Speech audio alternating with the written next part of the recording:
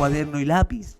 Si usted no anota, no va a tener cómo revisar, no va a tener todo. No se quede solamente con lo que nosotros le decimos, porque después usted va a decir, Cristian Garrido dijo, él está enseñando unas cosas raras.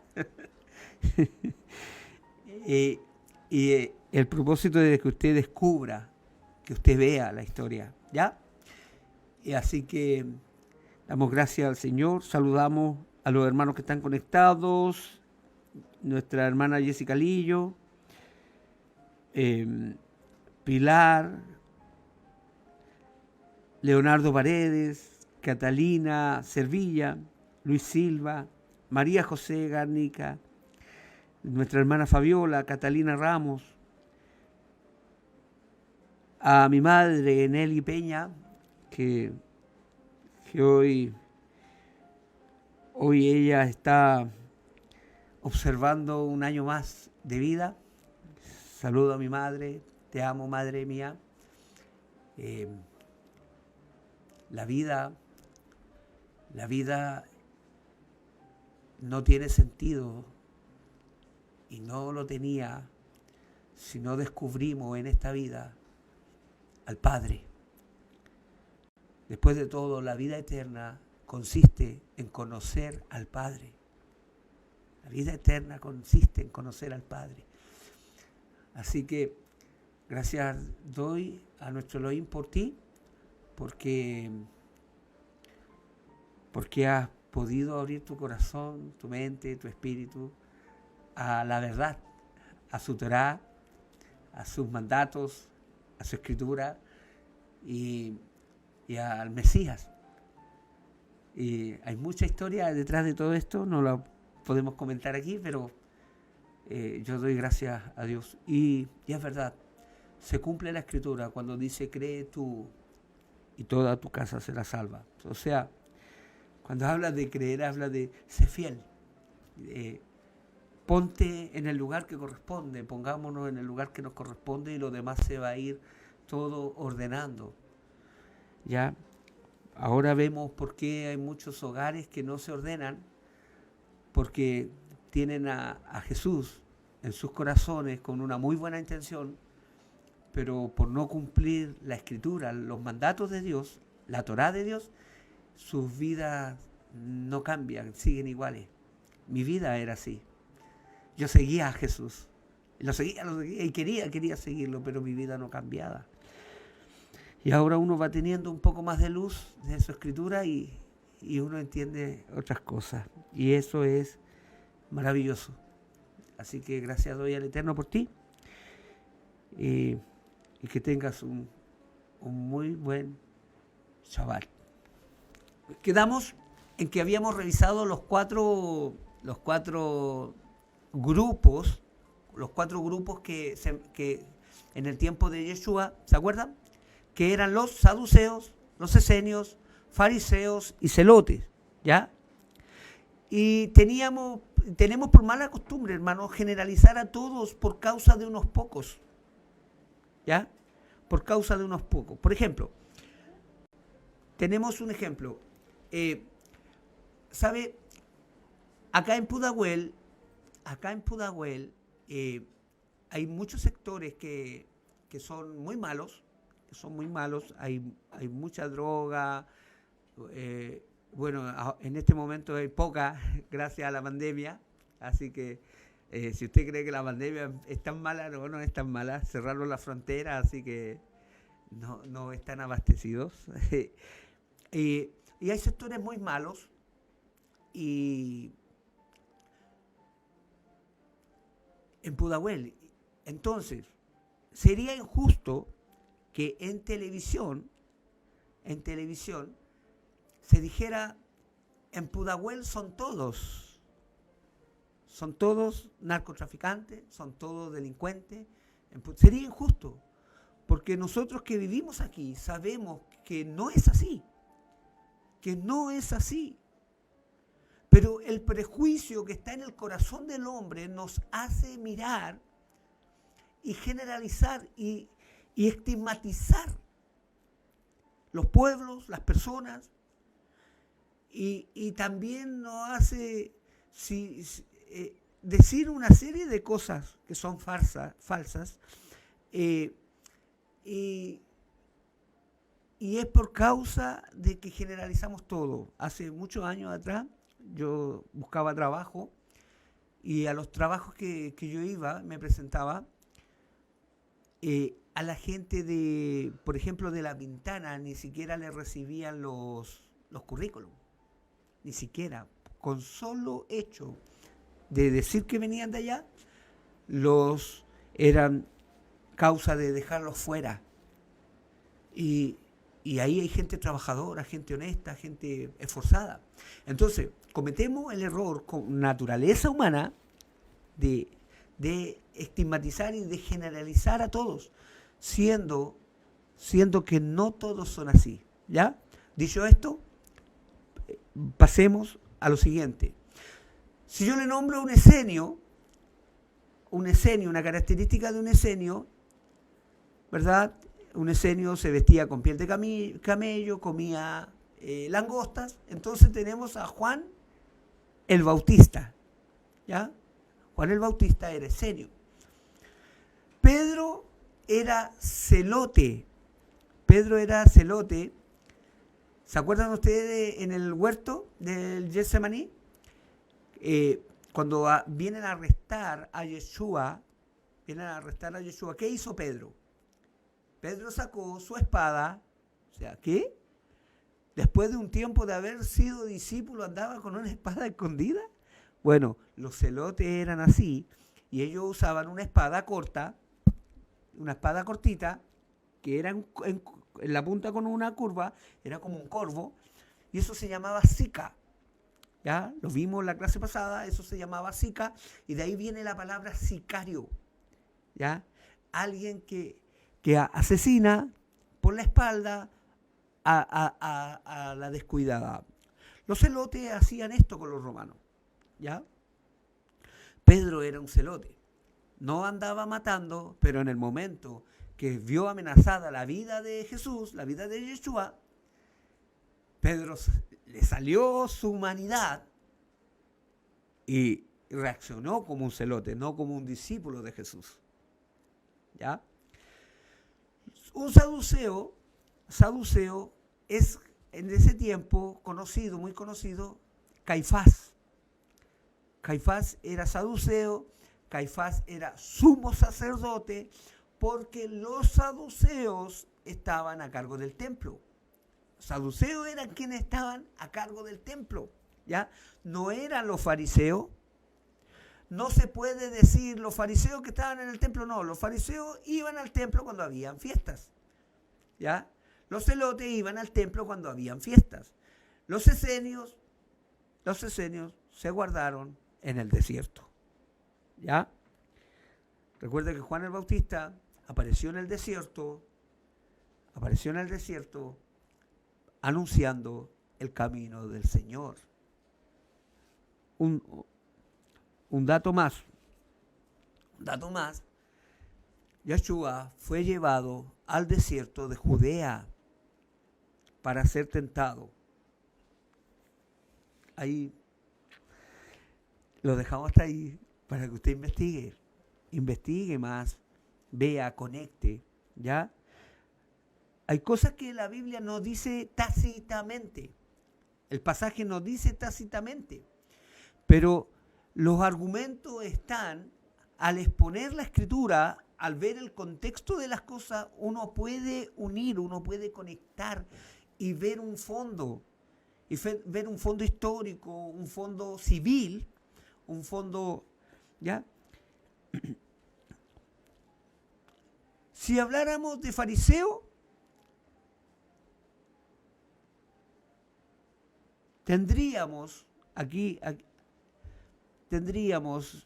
y este es un punto, hermano, muy, muy sensible, pero veámoslo a la luz de la Escritura, ¿ya? Si tuviéramos que decir, Yeshua, ¿a cuáles de los 4 grupos pertenecía? Porque habían 4 grupos, no había un quinto grupo. No existía un quinto grupo. O si no, estaría estaría en la escritura y en la historia. No había un quinto grupo. Es más, para los historiadores, hermano, solo habían, para algunos historiadores, no todos, habían solo 3 grupos: los esenios, los saduceos y los fariseos. Dejan fuera a los celotes, ¿ya? Nosotros estamos incorporando a los celotes porque también era un grupo medio guerrillero, ¿ya? Entonces, para que usted pueda orientarse ahí. Si tenemos que clasificar a qué grupo pertenecía Yeshua, para no caer en solamente hipótesis, y sino que miremos la escritura de un punto de vista objetivo, vamos a ir a Lucas 4, del 15 al 19. Y dice así: y enseñaba en las sinagogas de ellos, donde ellos estaban, ¿ya? Y era glorificado por todos. ¿Por todos quién? ¿Quiénes estaban en la sinagoga? ¿Quiénes son los que estaban en la sinagoga? Los fariseos.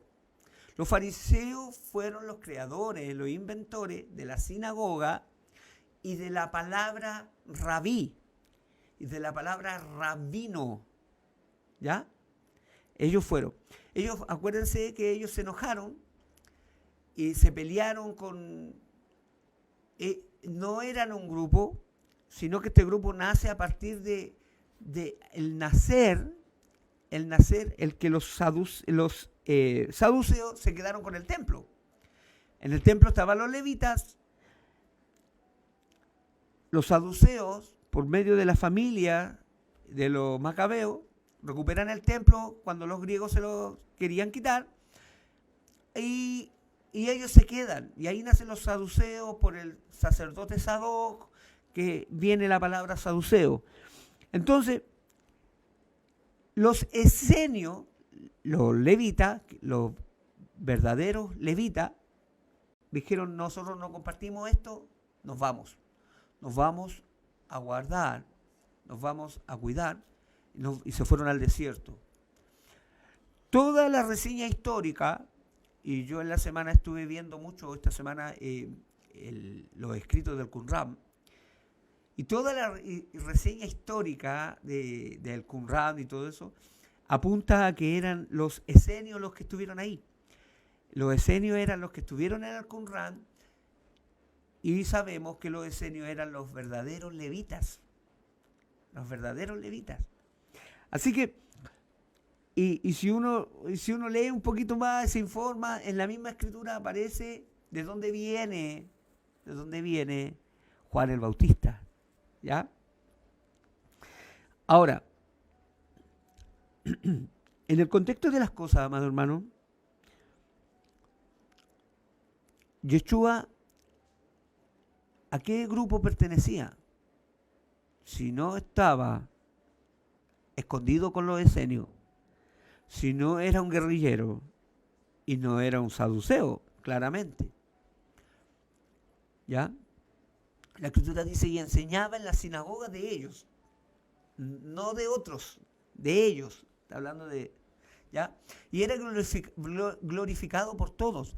Vino a Nazaret, donde se había criado, y en el día de reposo, ¿ya?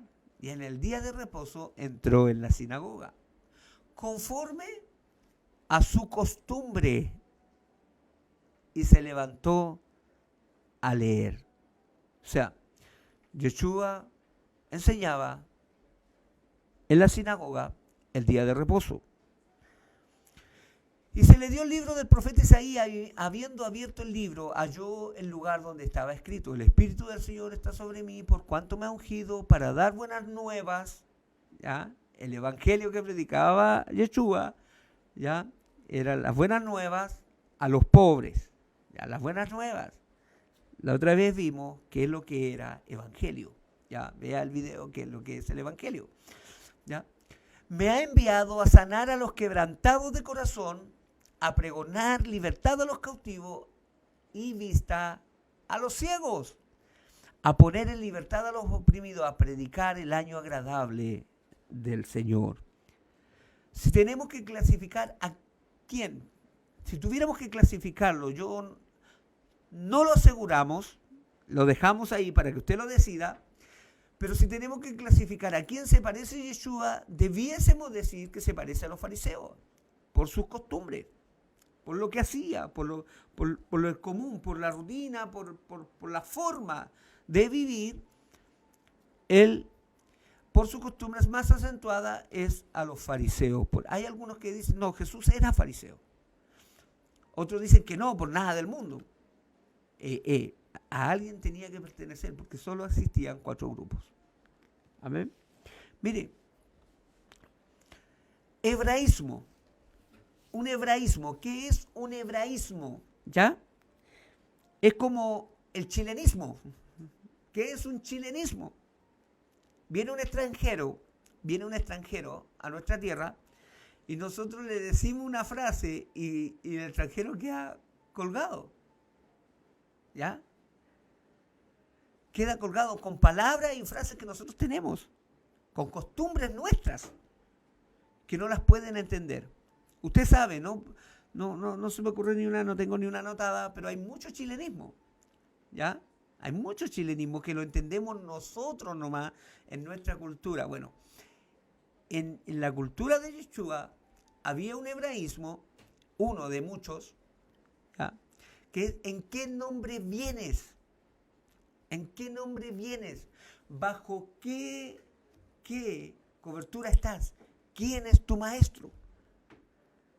Esa era la presentación. Cuando alguien venía, un extranjero, yo vengo de parte, yo pertenezco. ¿Ya? Esa era una costumbre de ellos. Y esto significa que estoy sometido a las enseñanzas de. Utilizamos esto porque todos dicen, ¿ya? En el nombre de Jesús. ¿Se ha fijado? Que utilizábamos esto y usábamos el nombre de Jesús. En el nombre de Jesús. ¿Ah? ¡Fuera! Y para usar el nombre, uno tiene que estar sujeto. Para usar el buen nombre, uno tiene que estar sujeto. ¿Ya? Se usa el nombre sin ser discípulo de él. Porque la Escritura dice, debemos andar como él anduvo. Si alguno dice que me ama, debe guardar mis mandamientos. Y los mandamientos del Señor, ya sabemos, lo que él enseñaba lo mismo que estaba establecido en la Torá. Porque el mensaje de Yeshua fue decirle al pueblo, vuelvan a la Torá, vuelvan a lo establecido. Porque si no entendemos eso, vamos a desvirtuar las palabras de Jesús, las palabras de Yeshua. Entonces, vuelvan a lo establecido. El pueblo tenía muchas costumbres, muchas tradiciones, ¿ya? Que después el apóstol Pablo también en sus cartas habla de aquello. Pero por no conocer el entorno, los hebraísmos, que aquí en Chile nosotros decimos una palabra, no sé, el po. El po, ¿ya? Pero bueno, hay muchas palabras, muchas costumbres. A una palabra le podemos dar doble intención, 2 intenciones y muy distintas. Por ejemplo, podemos usar la palabra chancho, ¿ya? Nosotros aquí usamos la palabra chancho para referirse a 2 cosas distintas. Miramos a una persona, un chilenismo, miramos a una persona y lo vemos sucio y le decimos, pero qué chancho, qué chancho, ¿ah? Qué chancho, para acentuar la suciedad, la mugre y la bajeza. Pero ocupamos la palabra chancho para decir, te quedó chancho, te quedó chancho. Entonces, es un chilenismo que un extranjero viene acá y le dices tú, le hablas de esa manera y no va a entender porque tiene 2 variantes. ¿Ya? Así es con la costumbre de Yeshua. Así es con las costumbres judías de aquel entonces. No las conocemos porque no entendemos. Entonces cuando leemos ahí, cuando escribieron ahí, mucha malinterpretación de las palabras y de lo que quiso decir. ¿Ya? Por eso la importancia de estudiar los conceptos hebreos y aquellas cosas que están en la escritura, que están ahí en griego, pero que funcionan de una cultura hebrea. ¿Ya? Así que, ¿quién es tu maestro? ¿En qué nombre vienes? Si tú hablas que vas en el nombre de Yeshua, entonces comportémonos como tal. Como que Él está sobre nosotros. Él es quien nos enseña, quien dirige, y al final de todos los tiempos Él será quien establecerá un reino en este mundo. Amén. Amén.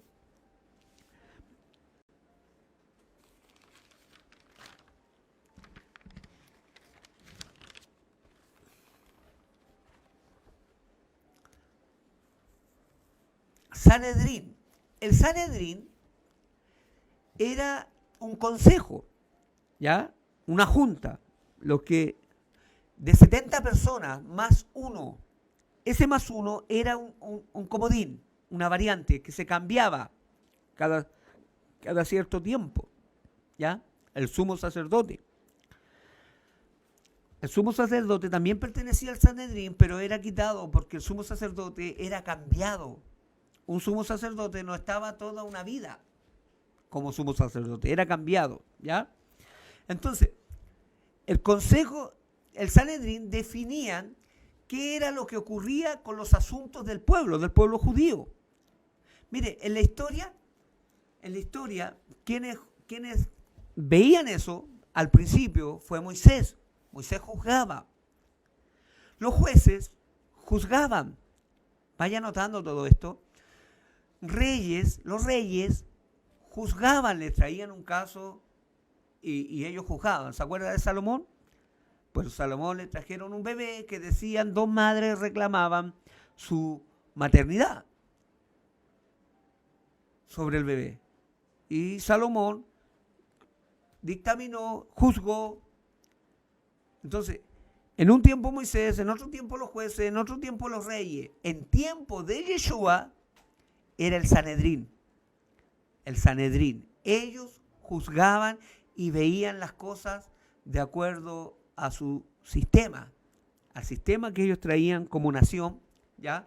Recuerda que estaban gobernados por Roma y el Sanedrín tenía estos atributos, ¿ya? Lo único que no podían hacer ellos, era dictaminar muerte sobre alguien, ¿ya? Vamos. Estaban para regular a su pueblo y no dar dificultades a los romanos. La mayoría eran saduceos, pocos eran fariseos dentro del Sanedrín. Los romanos les permitía el Sanedrín, los romanos les decían, quédense, juzguen ustedes sus cosas, por el pago de coimas, ¿ya? E impuesto que el Sanedrín daban a los romanos. Sanedrín daba unos impuestos, que era de lo que recogía, aparte de lo que recogía el Sanedrín de la gente, ya ellos le compartían a los romanos. Esto comenzó con los saduceos y ellos fueron vendidos. De ahí uno puede entender el enojo, parte del enojo de Yeshua afuera del templo. Los saduceos se habían corrompido y estaban haciendo negocios con los romanos, ¿ya? Para mantenerse en el poder, ¿ya? Un caso juzgado. Veamos un caso de juzgado. La mujer adúltera. La mujer adúltera la traen a Yeshua. ¿Se acuerda usted? Y llegan y traen a la mujer delante del Señor y le dicen, hemos encontrado a esta mujer en el acto mismo. O sea, una mujer no puede adulterar sola. Aquí vemos varios puntos. Generalmente se nos dice, en el entendimiento de esto, que puede ser una interpolación este pasaje, ¿ya? Que este pasaje no pudo, probablemente no existía, porque era imposible que la gente del Sanedrín le trajera a una mujer adúltera, ¿ya? Porque la Torá dice que los dos deben ser juzgados. Entonces, si el pasaje dice que los pillaron en el acto mismo, entonces, ¿dónde está el hombre? ¿Por qué traen solamente a la mujer? Entonces, les da ese entender al que estudia la Escritura, que puede ser una interpolación, que esta historia puede fácilmente ser agregada, que no pasó, que no sucedió. Ya no se asuste, vayamos entendiendo. Pero al ver esto, se puede entender varias cosas y varias formas, se puede mirar de distintas formas. Primero, están cometiendo un error en el tema de juzgarlos, porque no lo están juzgando conforme a la Torá, porque la Torá dice que tienen que traerlo a los dos. Los dos son culpables, y aquí están culpando solamente a la mujer. Entonces, eso da para pensar que es una interpolación. Pero no será que son, el otro pensamiento, ¿ya? No será que están tan llenos del Talmud, y el Talmud es machista, ¿ya? ¿No será que están ocupando juicio conforme al Talmud? Y la historia sí pasó. Nos da para pensar mucho. Ya no lo sabemos. Aquí hay dos cosas. Aclarando esos dos puntos. Aquí hay dos cosas. Primero, ¿por qué lo traen a Yeshua? Si Yeshua no pertenece al Sanedrín. Están cometiendo un tremendo error. Los casos juzgados eran juzgados en el Sanedrín y Yeshua no pertenecía a tal grupo. ¿Ya? Entonces, ¿por qué? Entonces el escritor pudo fácilmente haber estado. ¿Ya? Lo otro, no correspondía que lo trajeran a Yeshua si el Sanedrín era el que juzgaba. Entonces, es digno de analizar, ¿verdad? No nos quedemos con que él se agachó y escribió en el suelo, ni yo te condeno. ¿Ya? Esa es la resolución de Yeshua. Pero Yeshua no le correspondía emitir juicio. No le correspondía emitir juicio. Habrá sido que él sabía que no podía juzgar porque no pertenecía al Sanedrín. Y le dijo, ni yo te condeno. Si ellos, le dice, ¿ya? Que lance, ¿se acuerda? Lance la primera piedra el que no tenga pecado. Y todos botaron sus piedras y se fueron. Y Yeshua les dice, si ellos que están para juzgar, no son capaces de juzgar, entonces le dice, ni yo te condeno. Aleluya. Vamos descubriendo un poquito, ¿ya? Es hermoso ver que de este pasaje que muchos dicen aquí, y yo lo veía así antes también, que aquí era la primera vez que se enfrentaba la ley y la gracia, y ganó la gracia, ¿ya?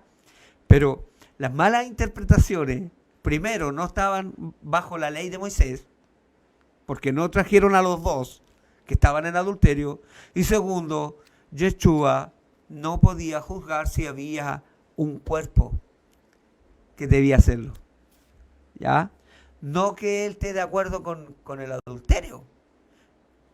O sea, si yo estoy en adulterio, total Yeshua me perdona, Yo le recomiendo que mejor, si usted está en eso, si alguien a futuro escucha esto, si usted está en eso, le recomiendo que salga de ahí, salga de ese pecado, porque transgrede la Torá de Dios. Amén. Sigamos. Concilio y Sanedrín. ¿Ya? Cuando decimos vamos a revisar el concilio, vamos a revisar el Sanedrín, es exactamente lo mismo. Cuando la Escritura habla del Sanedrín, está hablando del concilio. ¿Ya? Está hablando del concilio. No me voy a adelantar, pero sí la Escritura habla del concilio. ¿Ya? Vamos a ver esto. Juan, capítulo 11, verso 45 al 53. Entonces muchos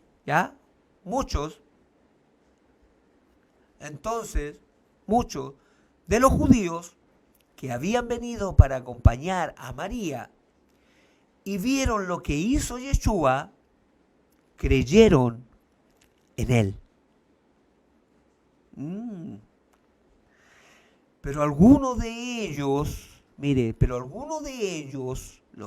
obvio, los que no creyeron, fueron a los fariseos y les dijeron lo que Yeshua había hecho. Entonces los principales sacerdotes, ahí cuando dice principales sacerdotes, se está refiriendo a los saduceos. Entonces los principales sacerdotes, porque ellos estaban en el templo, y los fariseos reunieron, ¿qué cosa? El concilio. ¿Qué reunieron? El Sanedrín. Y dijeron, ¿qué haremos? Porque este hombre hace muchas señales. Y si le dejamos así, todos creerán en él. Y vendrán a los romanos y destruirán nuestro lugar santo y nuestra nación. Entonces, Caifás, uno de ellos, Caifás, ¿quién era Caifás? Sumo sacerdote aquel año. ¿Ve? Los cambiaban. Sumo sacerdote aquel año. No podía un sumo sacerdote ser fariseo, ni sacerdote, ni esenio. ¿Ya? Les dijo, vosotros no sabéis nada. Caifás. Y mire lo que dice aquí. Mire lo que dice Caifás.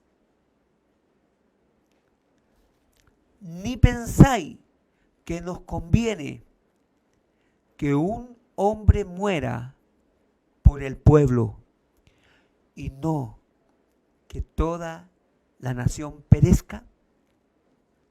Esto no lo dijo por sí mismo, sino que como era el sumo sacerdote aquel año, profetizó que Yeshua había de morir por la nación. Y no solamente por la nación, sino también para congregar en uno a los hijos de Dios que estaban dispersos. ¡Aleluya! Mire, estamos hablando del Evangelio de Juan. ¿Ya?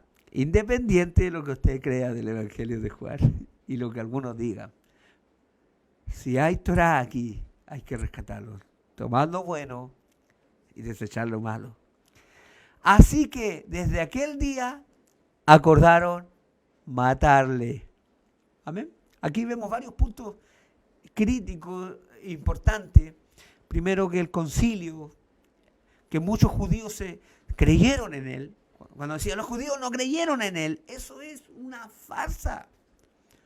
Eso es una farsa. La historia dice otra cosa. Solo por unos pocos hemos estigmatizado a muchos. ¿Ya? Sigamos. Hechos 5, 17, 35.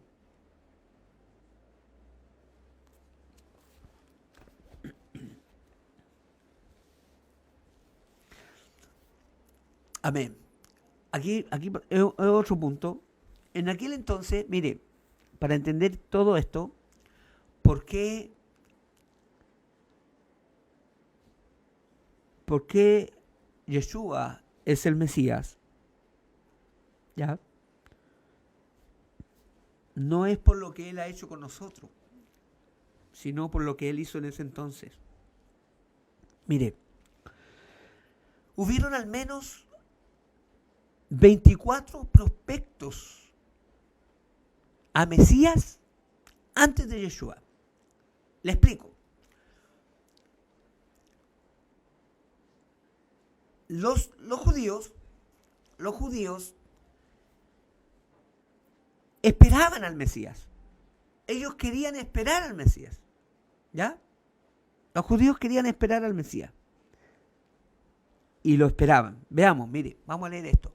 Entonces, levantándose el sumo sacerdote y todos los que estaban con él, esto es la secta de los saduceos. Mire, la secta de los saduceos. Ya le estamos llamando secta a los que estaban encargados del templo. ¿Ya? Se llenaron de celos y echaron mano a los apóstoles y los pusieron en la cárcel pública. Mas un ángel del Señor, un enviado del Señor, abriendo de noche las puertas de la cárcel y sacándolos, dijo: id, y puestos en pie en el templo, anunciad al pueblo todas las palabras de esta vida. Todas las palabras de esta vida. Habiendo oído esto, entraron de mañana en el templo y enseñaban. ¿Qué es lo que enseñaban? Las palabras de esta vida. Si usted no sabe cuáles son las palabras de esta vida, están escritas en los primeros 5 libros. ¿Ya? Con el resultado del anuncio de los profetas. Entonces, habiendo oído esto, entraron de mañana en el templo, imagínense, y enseñaban. Mire la obediencia. Qué tremendo. Qué tremendo. Mire la obediencia. Los acaban de meter a la cárcel los dueños del templo. Los acaban de meter a la cárcel los dueños del templo, los encargados del templo. Y el ángel les pide que vayan al templo, se paren ahí y comiencen a anunciar, a enseñar. ¡Wow! Entre tanto vinieron, ¿ya?, el sumo sacerdote, un saduceo, y los que estaban con él, y convocaron, ¿a quién? Al concilio, al Sanedrín, y a todos los ancianos de los hijos de Israel, y a todos los ancianos de los hijos de Israel, ¿ya? Y enviaron a la cárcel para que fuesen traídos. Pero cuando llegaron los alguaciles no los hallaron en la cárcel. Entonces volvieron y dieron aviso, diciendo: por cierto, la cárcel hemos hallado cerrada con toda seguridad y los guardas afuera de pie ante las puertas. Mas cuando abrimos, a nadie hallamos dentro. Cuando oyeron esta palabra, el sumo sacerdote y el jefe de la guardia del templo y los principales sacerdotes dudaban en que vendría a parar aquello. ¿Qué iba a pasar ahora? Pero viniendo uno les dijo esta noticia: he aquí, los varones que pusiste en la cárcel están en el templo y enseñan al pueblo. Entonces fue el jefe de la guardia con los alguaciles y los trajo sin violencia, porque temían ser apedreados por el pueblo. Cuando los trajeron, los presentaron en el concilio, y el sumo sacerdote les preguntó, diciendo: ¿no os mandamos estrictamente que no enseñaseis en ese nombre? ¡Wow! Que no enseñase en ese nombre, o sea, ¿ya? Y ahora habéis llenado Jerusalén de vuestra doctrina y queréis echar sobre nosotros la sangre de ese hombre. Respondiendo Pedro y los apóstoles dijeron: es necesario obedecer a Dios antes que a los hombres? Si Dios me mandó, si Dios me dijo, si a mí me dicen, ¿qué tengo que hacer? ¿Obedecer a los hombres o a Dios? A Dios. Así que no importa, amado hermano, no importa lo que digan los hombres, no importa. El Dios de nuestros padres levantó a Yeshua, a quien vosotros matasteis, colgándole en un madero. Me detengo en este versículo. Pedro no está acusando a todo el pueblo, porque no todo el pueblo lo mató. Fueron los principales. Por unos pocos hemos culpado a muchos. Fueron los principales. El Dios de nuestros padres levantó a Yeshua, a quien vosotros mataste colgándole en un madero. A Pedro le está respondiendo a ellos, a los principales, al Sanedrín le está respondiendo, no a todo el pueblo. A todo el pueblo Pedro le está enseñando. ¿Ya? Entonces, a este, Dios ha exaltado con su diestra por príncipe y salvador, para dar a Israel, ¿para dar a quién? A Israel arrepentimiento y perdón de pecados. Y nosotros somos testigos suyos, esto es importante, y nosotros somos testigos suyos de estas cosas. Y también el Ruach HaKodesh, el Espíritu Santo, el cual ha dado Dios a los que le obedecen. El Ruach HaKodesh, ¿para quién es? Para los que obedecen. Ellos, oyendo esto, se enfurecían y querían matarlos. Entonces, levantándose en el concilio, un fariseo llamado Gamaliel, doctor en la ley, venerado de todo el pueblo, mandó que sacasen fuera por un momento a los apóstoles. A ver, ordenemos esto, espérenos allá afuera, vamos a conversar nosotros.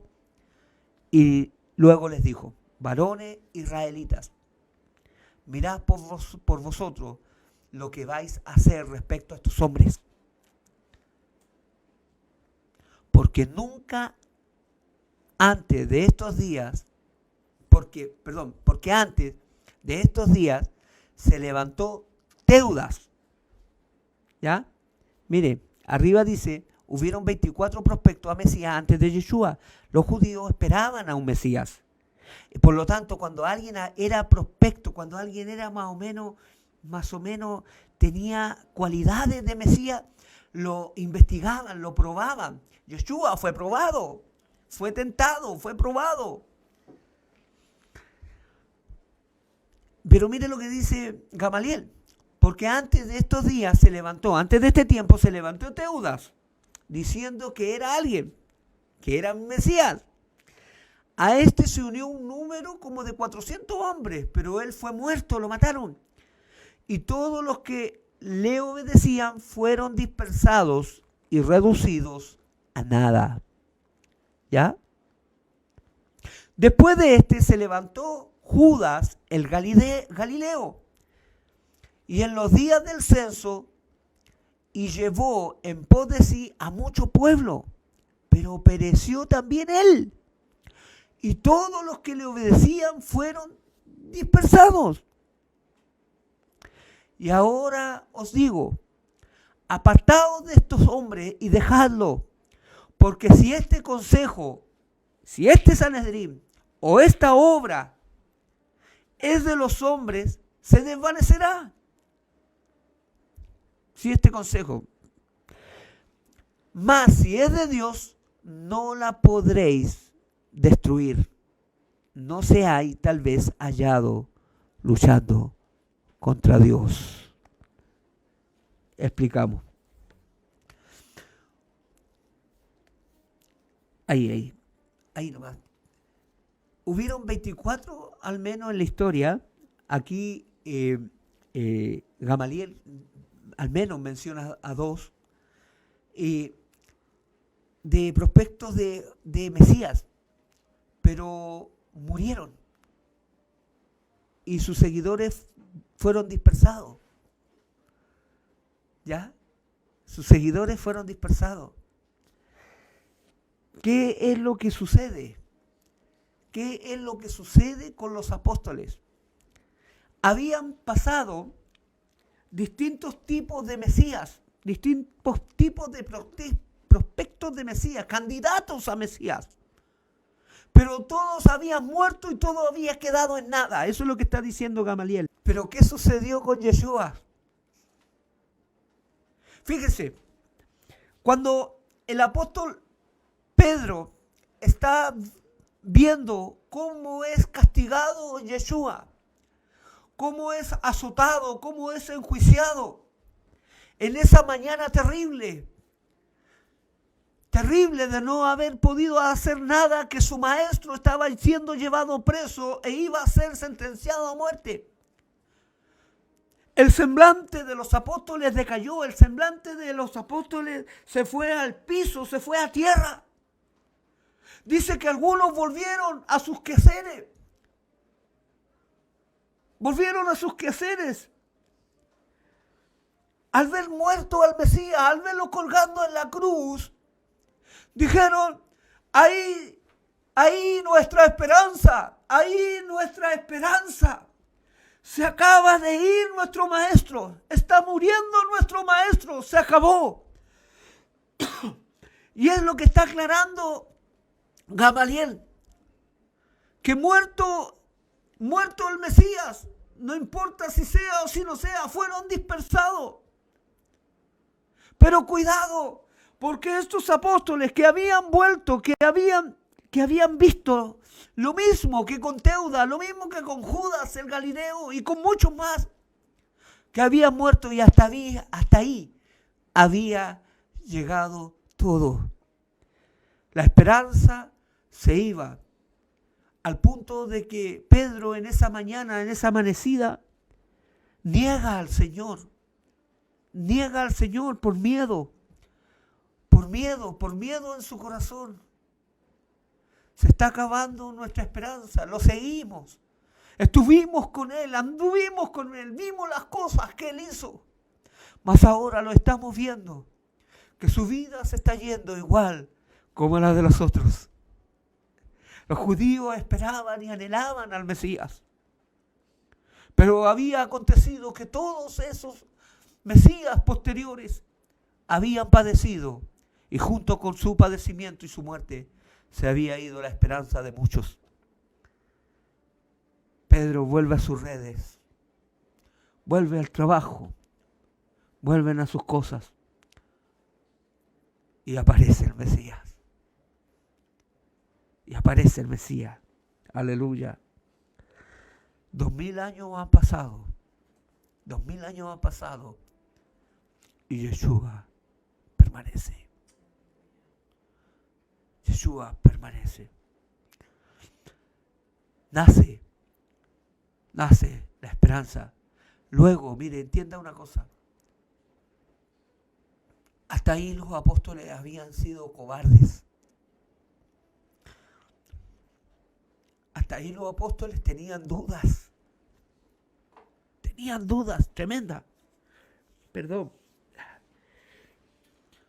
Tenían dudas tremendas. Porque estaban viendo que con Yeshua estaba sucediendo exactamente lo mismo. Mas cuando Él viene y se muestra a ellos resucitados, es la prueba indubitable de que era el verdadero, que ya no tenían que esperar a otro. Ahora los apóstoles están dispuestos a dar su vida. Este es el Mesías. Este es el verdadero Mesías. Porque así como nosotros también murió, pero ha resucitado. Y nosotros somos testigos de su resurrección. ¡Aleluya! Ahora los apóstoles están dispuestos a dar su vida. Ya no hay duda de quién es el Mesías, Hamashiach. ¡Aleluya! El Maestro ha resucitado. Puede entender el cambio en su mente. Puede entender el cambio en sus corazones. ¡Aleluya! Para estos judíos, de ver a su Maestro resucitar no era un espectro. No era una esperanza que se hizo humo y se fue a la tierra. Él ha resucitado. ¡Aleluya! Entonces los apóstoles están dispuestos a padecer, están dispuestos a morir por su Mesías. Por eso el apóstol Pablo dice, por eso el apóstol Pablo también entiende esto, aleluya, que debemos estar dispuestos. Y ahí entiende que si Él murió, aleluya, pues como primicia de resurrección. Por eso dice el apóstol Pablo en 1 Corintios capítulo 15, habla sobre la resurrección de los muertos. Y dice, si Yeshua no resucitó, vana es nuestra fe. Él ha resucitado. Ahora sí morimos en Él. Ciertamente resucitaremos. Están dispuestos a morir. Ya habían tenido, el pueblo judío había tenido muchas decepciones buscando al Mesías, muchas decepciones. Pero ahora los apóstoles ven resucitar a este Yeshua y ya no hay más que esperar a nadie. Ya no hay. Esperaba. ¿Se acuerda ahora de las palabras de Juan el Bautista? Conecte eso. Cuando él está preso y manda a sus discípulos a preguntarle a Jesús, a Yeshua, ¿eres tú el Mesías? ¿Eres tú el que estábamos esperando? ¿O debemos esperar a otro? ¿Se da cuenta? La aflicción de un pueblo esperando al Mesías. Han pasado 2000 años. Y eso que sucedió allí en Jerusalén, eso que ha sucedido allí en la historia, es verdadero. Eso que sucedió con los apóstoles es verdadero. Porque no quedó en el olvido. No quedó en el olvido. Aleluya. Amén, sigamos. ¿Quién entiende que no importa? Aleluya. Ahora puede entender por qué los judíos, años después, y vamos a ir revisándolo en la historia, van contentos a la muerte por el circo romano. No importa. Mientras que hoy nos predican de tratar de librarnos de cosas, ¿qué importa? Si Él resucitó, los que guardamos su palabra, sus enseñanzas, los mandamientos de Adonai, tenemos esperanza. Aleluya. Amén. Una vez que Yeshua resucita, los discípulos están dispuestos a todo. A todo. Él es el Mesías. No hay que esperar a otro.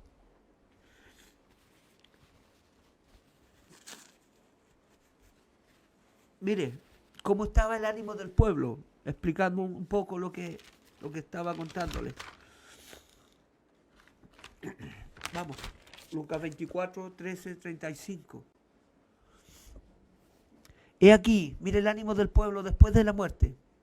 He aquí, 2 de ellos iban el mismo día a una aldea llamada Emaús.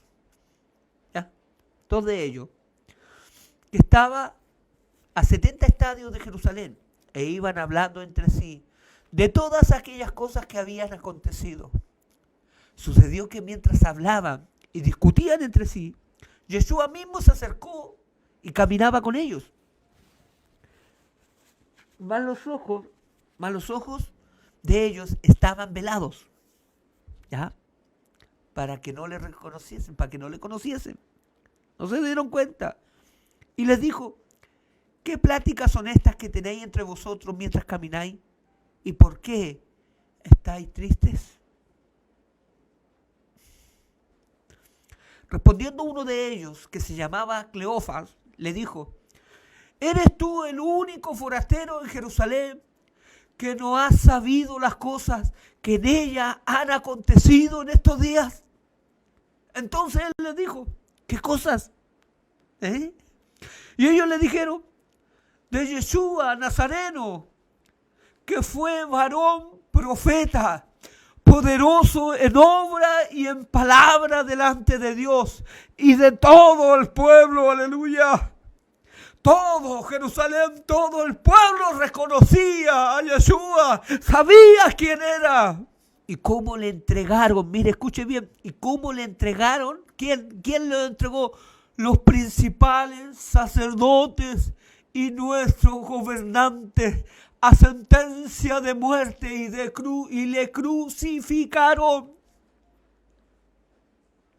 No fueron los judíos los que crucificaron al Señor, fueron los sacerdotes, los principales y los gobernantes. No fue el pueblo, no fue la masa. Amaban a Yeshua, creían en Él, porque estaban esperando al Mesías.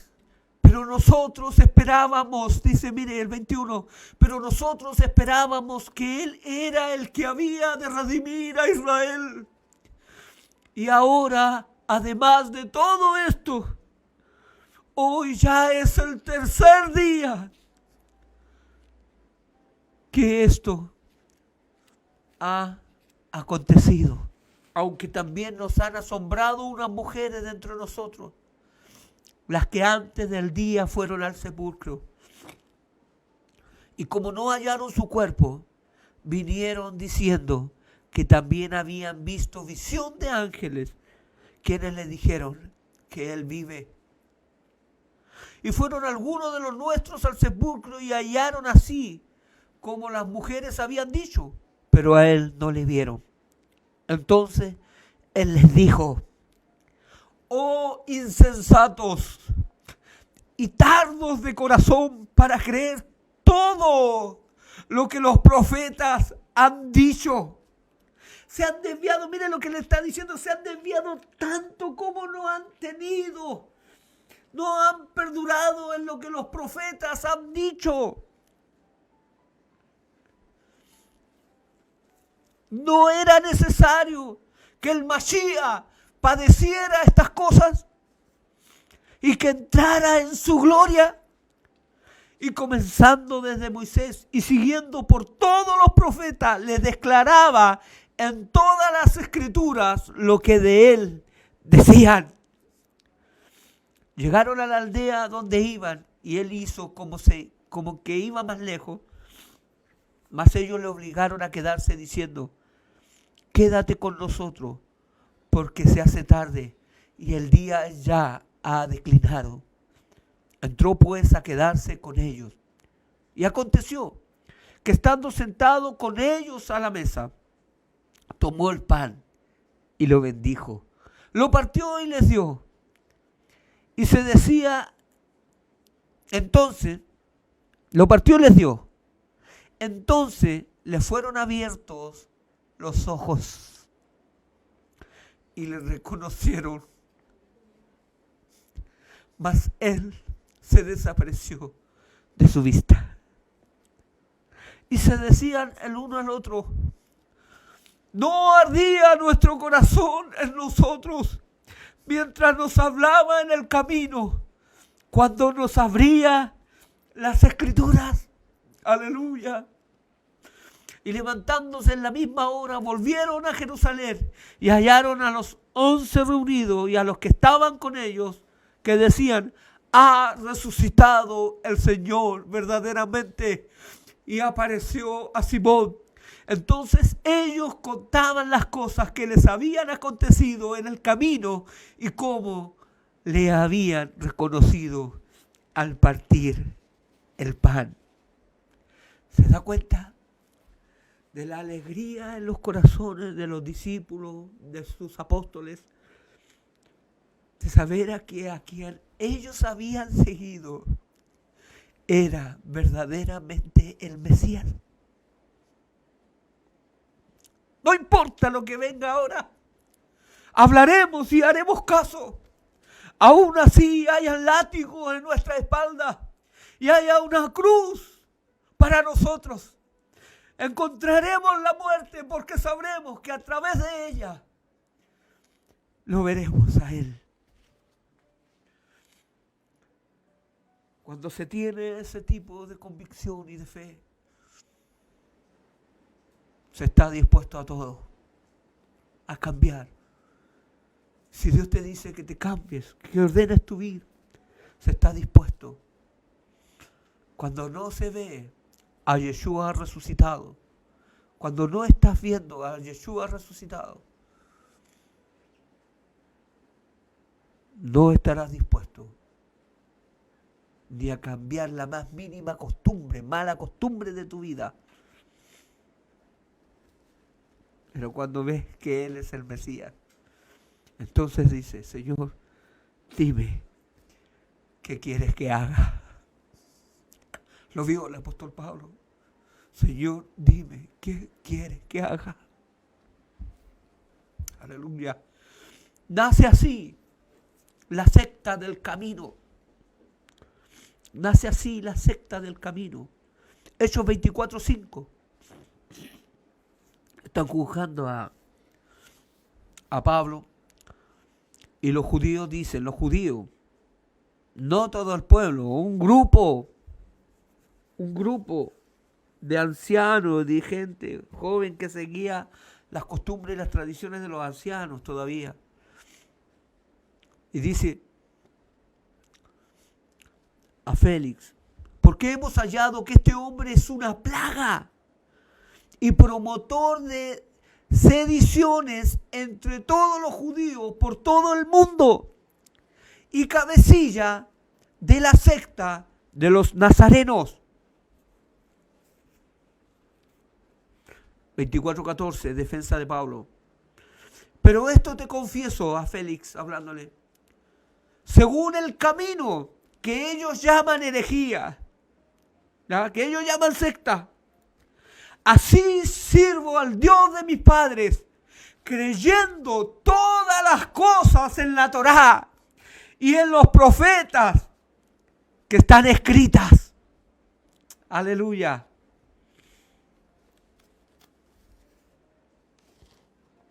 Gloria al Señor.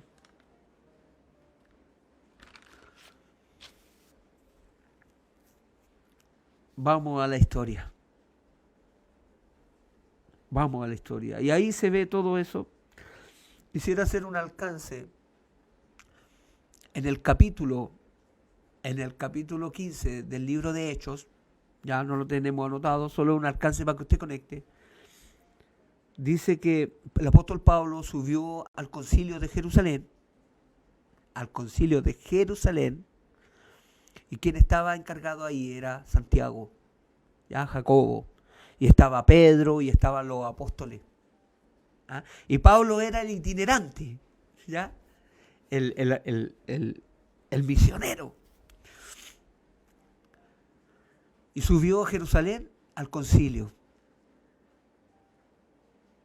¿Qué le indica eso?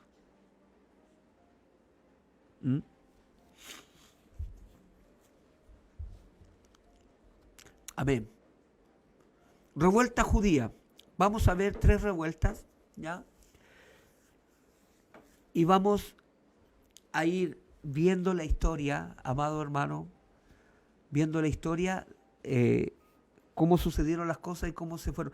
Mire, esto es muy interesante porque usted se va a ir dando cuenta cómo fueron cambiando las cosas, cómo se fueron de a poco. Pero es importante ver todo, ¿ya? En su expresión básica. Primera revuelta, aproximadamente en el año 66 al 73 después de Cristo, después de Mashiach, ¿ya? Estaba el emperador Nerón. El procurador era Gesio Floro, ¿ya? Y la mano derecha de Nerón, ¿ya? Era Vespasiano. Siempre en el imperio la mano derecha es el que va a la guerra, ¿ya? Siempre la confianza de un imperio está en el comandante, en el general. Siempre es así, ¿ya?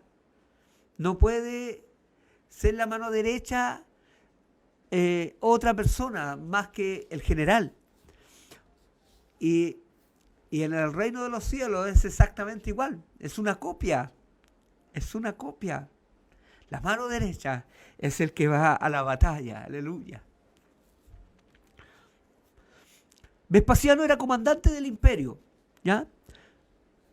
¿Se acuerda? Aproximadamente habían en Jerusalén y sus alrededores en aquel entonces 2.5 millones de judíos aproximados, según el historiador Josefo, ¿ya? Él dice que hay otros 2.5 fuera de ahí, ¿ya?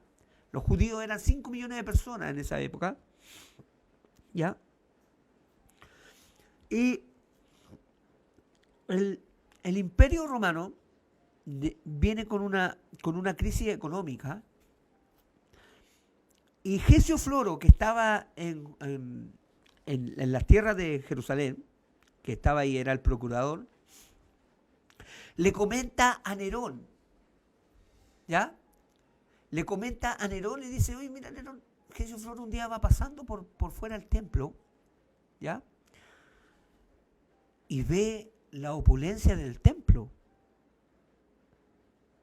Y le comenta a Nerón y le dice, mira Nerón, ¿sabe? Acá en el templo, estos judíos tienen cantidad de cosas de oro, tienen menorá de oro, tienen tremendas columnas y todo era precioso y de una riqueza.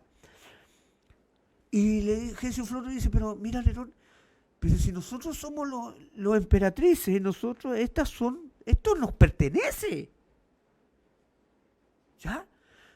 Entonces Nerón dice, de veras, sí, ay, necesitamos, ya quitémosle el oro. Pero ¿cómo se los quitaron? ¿Cómo se los quitamos si ellos son muchos? ¿Ya? ¿Cómo se los quitamos si ellos son muchos?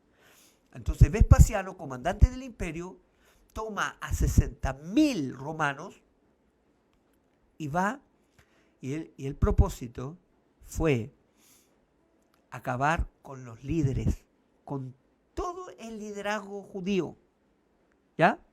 Acabaron con los rabinos, empezaron a matar a todos los líderes, y aquí, en esta revuelta, en este periodo, es donde mueren los apóstoles. Van muriendo los apóstoles, en este periodo, ¿ya? Porque ellos querían conseguir el oro del templo.